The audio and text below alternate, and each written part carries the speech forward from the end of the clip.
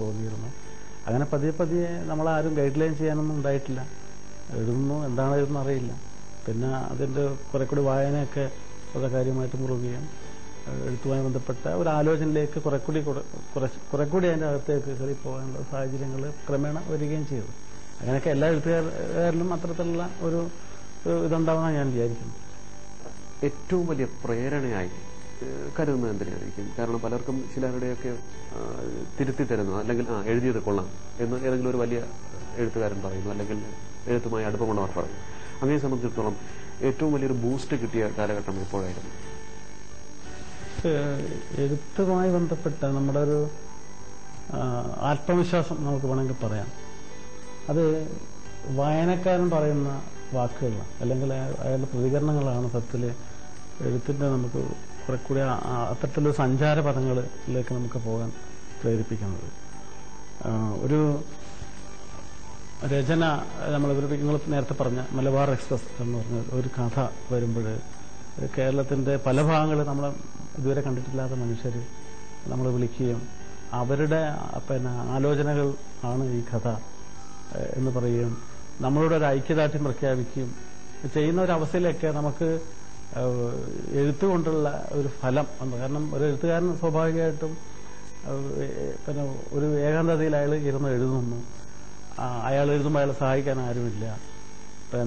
അയാളുടെ ആലോചനകൾ മാത്രമാണ്, അയാളുടെ വാക്കുകൾ അടുക്കി വെക്കുന്ന രീതികളുടെ പ്രത്യേകതകൾ മാത്രമാണ്. അപ്പോൾ ഇത് അച്ചടിച്ച് വരുന്നതോടുകൂടിയാണ് ഇതൊരു സാമൂഹ്യ ഉൽപ്പന്നമായിട്ട് മാറുന്നത്. അപ്പോൾ എങ്ങനെയാണ് താൻ ഉദ്ദേശിക്കുന്ന ലക്ഷ്യത്തിൽ തന്നെ എഴുത്ത് പോകുന്നുണ്ടോ എന്നൊക്കെ അയാൾ തിരിച്ചറിയുന്ന വായനക്കാരുടെ പ്രതികരണങ്ങളിലൂടെയാണ്. ആ വായനക്കാരാണ് സത്യത്തിൽ ഏറ്റവും വലിയ ശക്തി കേന്ദ്രം എന്ന് പറയാം. വ്യത്യസ്തമായ മണ്ഡലങ്ങൾ, അതായത് തടിമില്ലിൽ പ്രവർത്തിച്ചിട്ടുണ്ട്, വിദ്യാഭ്യാസം പലവട്ടം മുറിഞ്ഞുപോയി, പ്രവാസ ജീവിതം നയിച്ചിട്ടുണ്ട്, വളരെയേറെ കഷ്ടതകൾ അനുഭവിച്ച ബാല്യം. ഈ വ്യത്യസ്തമായ ജീവിതാനുഭവങ്ങൾ ഇത് ആണ് അങ്ങയുടെ എഴുത്തിനെ സ്വാധീനിച്ചതെന്ന് പറഞ്ഞാൽ തെറ്റാകുമോ? അല്ല, തീർച്ചയായും. കാരണം എല്ലാ മനുഷ്യരും അവന്റെ ഭൂതകാലമാണ്. അവന്റെ ഭൂതകാലത്തു നിന്നാണ് അയാളുടെ ജീവിത വീക്ഷണം ഒക്കെ ഉണ്ടാക്കുന്നത്. ഈ എഴുത്തിന്റെ ജീവിത വീക്ഷണത്തിന് വളരെ കാര്യമായിട്ട് ഇതിന്റെ തരത്തിലുള്ള ജീവിതങ്ങളൊക്കെ കാര്യമായിട്ട് തന്നെ സഹായിച്ചിട്ടുണ്ട്. കവിതകൾ, ലേഖനങ്ങൾ ഇവയിലൊക്കെ പ്രാവീണ്യം തെളിയിച്ചിട്ടുണ്ട്. പക്ഷേ മക്കളിൽ ഏതാണ് നല്ലതെന്ന് ചോദിക്കുന്ന പോലെ ആയിരിക്കും. എങ്കിലും ചോദിക്കുകയാണ്, ഏറ്റവും ഇഷ്ടപ്പെട്ട സൃഷ്ടി, കലാസൃഷ്ടി ഏതാണെന്ന് പറയാൻ സാധിക്കുന്നുണ്ടോ?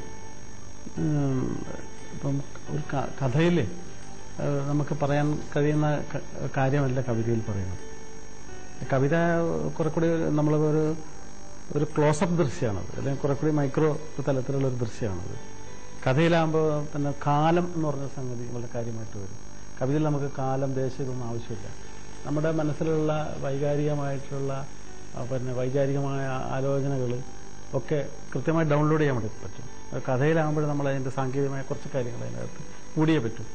ഇപ്പോൾ പഴയ ആളുകളൊക്കെ ഞാൻ അവരെ നമിച്ചു പോവുകയാണ്. കാരണം ഒരിക്കൽ ഒരിടത്ത് ഒരു ഇന്നാൾ ഉണ്ടായിരുന്നു എന്ന് പറയുന്നതോടുകൂടി ഈ കഥയിലെ ഏറ്റവും വലിയ പ്രതിസന്ധി അവർ മറികടക്കുകയാണ് ചെയ്തത്.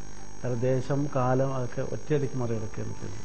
കവിതയെ സംബന്ധിച്ചോളം അത്തരം സംഗതികൾ ഒന്നും വരുന്നില്ല. ലേഖനം എന്നിപ്പം സാന്ദർഭികമായ ഏതെങ്കിലും ഒരു കാര്യത്തെ ഓർത്തുകൊണ്ട് ഒരു ആവശ്യം എന്നുള്ള രീതിയിൽ എഴുതുന്നതാണ് ലേഖനങ്ങൾ. ഇത് തമ്മിൽ അത്തരത്തിലുള്ള വ്യത്യാസങ്ങൾ ഉണ്ട്.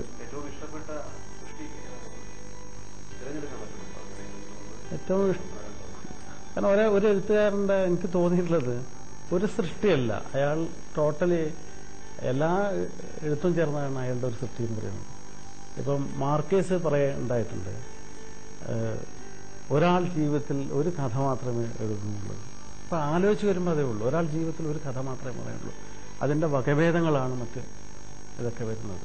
ഒരാൾക്ക് ഒന്നും മാത്രമേ പറയുള്ളൂ. കാരണം അങ്ങനെ പറയുമ്പോൾ അയാളുടെ ടോട്ടൽ എല്ലാ രചനകളും ഒന്നാണ്. അയാൾ ഒരു രചന മാത്രമേ നിർവഹിക്കുന്നുള്ളൂ. പല മേഖലകളിലും ഏത് മണ്ഡലം എടുത്തും പരിശോധിച്ചാലും ഓരോരുത്തരെയും നന്നായി സ്വാധീനിക്കുന്ന മുൻഗാമികളുണ്ടാകും. അങ്ങനെ ഏറ്റവും കൂടുതൽ സ്വാധീനിച്ച എഴുത്തുകാരൻ ഇപ്പം രചനയില് നമ്മൾ സാംശീകരിക്കുന്നത്, നമ്മൾ ഒരു എഴുത്തുകാരൻ സാംശീകരിക്കുന്നത് അയാൾ എഴുതിയ ക്രാഫ്റ്റോ അല്ലെങ്കിൽ സമീപന രീതിയോ അല്ല. ഓരോ എഴുത്തുകാരനും നമുക്ക് തരുന്ന ഓരോ വെളിച്ചങ്ങളുണ്ട്. ഇപ്പം ബഷീർ എന്ന് പറഞ്ഞ ഒരു എഴുത്തുകാരൻ വളരെ സാധാരണമായ തനിക്ക് ചുറ്റുമുള്ള കാര്യങ്ങൾ മാത്രം പറയുകയും അസാധാരണമായ ഒരു ഭാവപ്രപഞ്ചം സൃഷ്ടിക്കുകയും ചെയ്ത എഴുത്തുകാരനാണ്. മാധവിക്കുട്ടി വളരെ അവർ തന്നെ പറഞ്ഞു, എനിക്ക് കുറച്ച് വാക്കുകളെ അറിയൂ മലയാളത്തിൽ എന്ന് പറഞ്ഞിട്ടുണ്ട്. അത്ര ലളിതമായ ഒരു സംഗതി കൊണ്ട് അവർ ഒരു സ്ത്രീ ഹൃദയത്തിന്റെയും മനുഷ്യ ലോകത്തിന്റെയൊക്കെ ഒരു വലിയ അനാവരണപ്പെടലായിട്ട് അത് മാറുന്നുണ്ട്. എന്നാൽ ഇങ്ങനെയൊന്നും അല്ലാതെ വീക്കാൻ വേറെ രീതിയിൽ എഴുതുന്നു. വീക്കാൻ യാഥാർത്ഥ്യത്തെ തലതിരിച്ചിട്ട് ഹാസ്യം സൃഷ്ടിക്കുന്നു. അങ്ങനെ ഓരോ എഴുത്തുകാരും നമുക്ക് നൽകുന്ന ഒരു പാഠം വ്യത്യസ്തമാണ്. പക്ഷേ ഒരു എഴുത്തുകാരനെയും പിന്തുടർന്ന് നമ്മൾ മറ്റൊരു എഴുത്തുകാരൻ പോകരുത്. കാരണം അതിന്റെ പേരാണ് അനുകരണം എന്ന് പറയുന്നത്.